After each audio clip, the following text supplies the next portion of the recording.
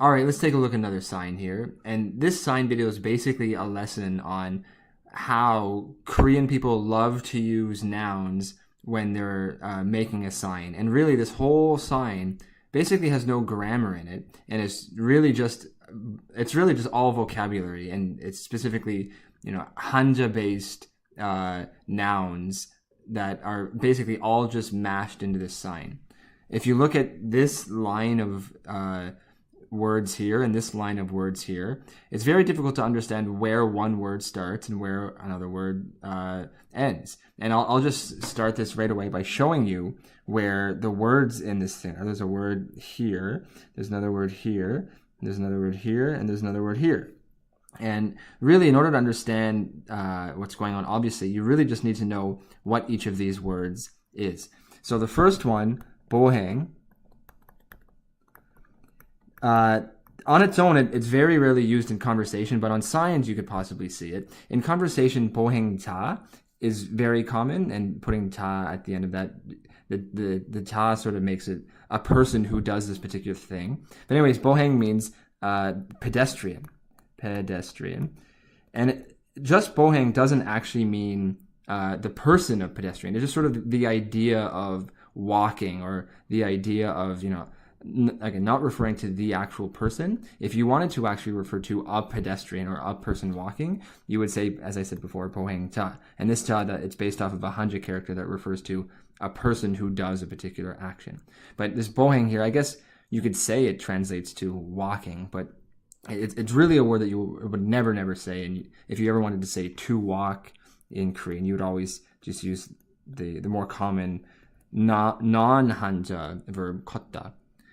전용, another noun that's based off of Hanja characters. Basically, it's put after nouns to indicate that the noun before it is the only thing that is going to be doing a particular action. And sometimes this would translate to just maybe saying only or something like that. The next noun that we have here, 거리, means street.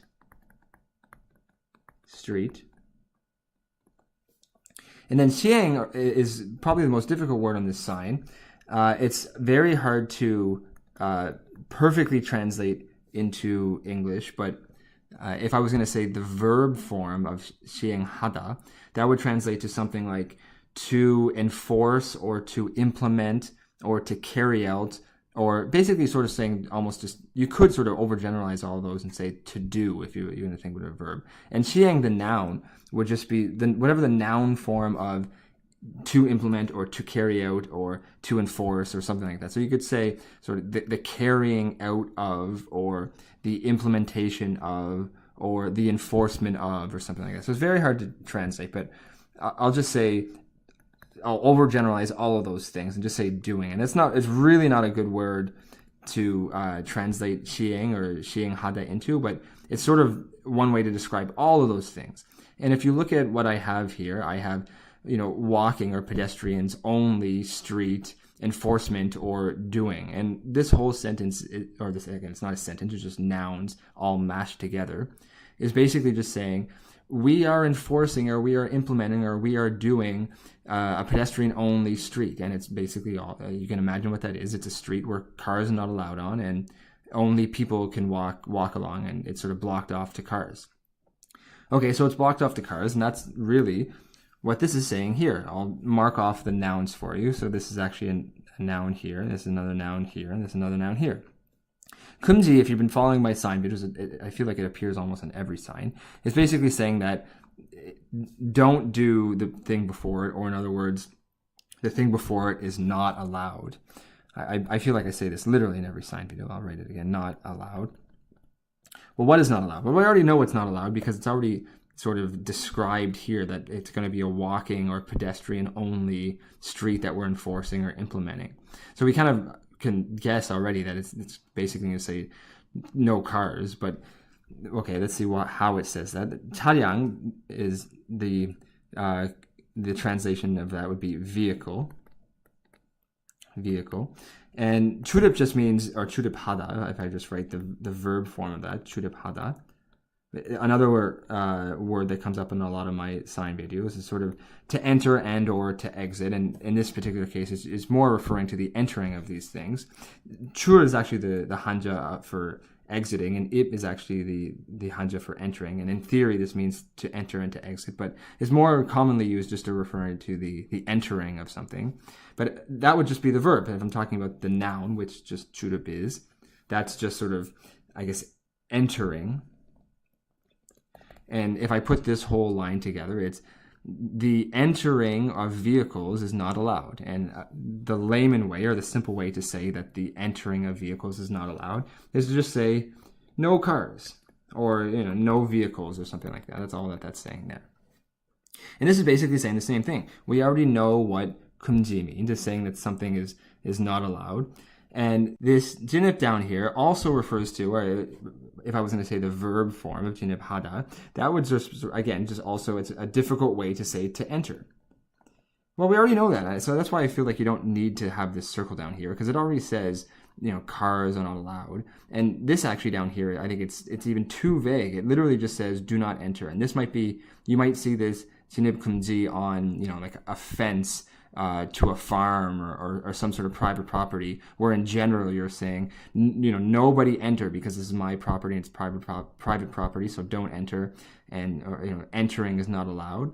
But it's funny because if you say this, it's sort of saying to everybody that you're not allowed to enter, but it's not that nobody can come in here. It's specifically that cars are not allowed to come in here. And that's already said in this line here. So to me, actually, I'm a little bit confused, or I guess confused isn't the right word, but I'm a little bit surprised that they would also include this down here, because it's already laid out here.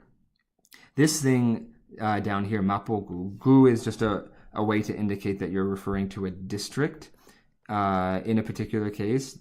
And so, for example, in Seoul, mapogu is the name of one of the districts. Another common district in Seoul might be Jongno-gu, and there's also Junggu. And there's all these different gus, and it sort of translates to district. So this is Jongno district and Jung district, and one of the main districts in Seoul is Mapogu. So this down here is sort of just saying like the governing body that is enforcing or implementing this pedestrian-only street. Well, and I don't have to translate this for you. This is just saying that this pedestrian-only street is happening between these times, from 2 to 10. And finally, up here, this is just probably the simplest part of the sign, so I left it to the end. If you want to refer to any day of the week, it's always something followed by yoil. So, for example, Monday is 월, 요, 일, and this word here, 월요일, which means Monday, has this yoil in it. And whatever comes before yoil tells you what day of the week it is. So there's 월요일, which means Monday, but there's also 일요일, which means Sunday, and there's also 토요일, which means Saturday, and there's also 금요일, which means Friday. And if you're ever talking about more than one day of the week like this, you could spell it all out by saying 금요일, 토요일, and 일요일.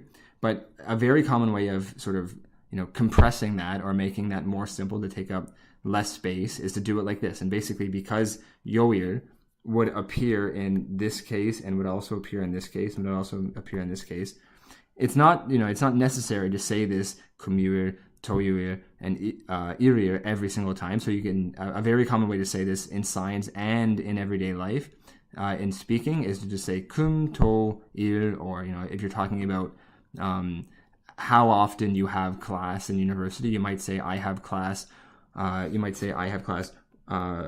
월, 수, 목. And that would be saying I have class Monday, Wednesday, and Thursday, which is 목요일. And you could also say 요일 at the end of this if you wanted to, but you don't even really need to say this. You could just say I have class 월, 수, 목, and if you wanted to, you could say 요일 at the end of that. Well, that was fun. I hope you learned a lot.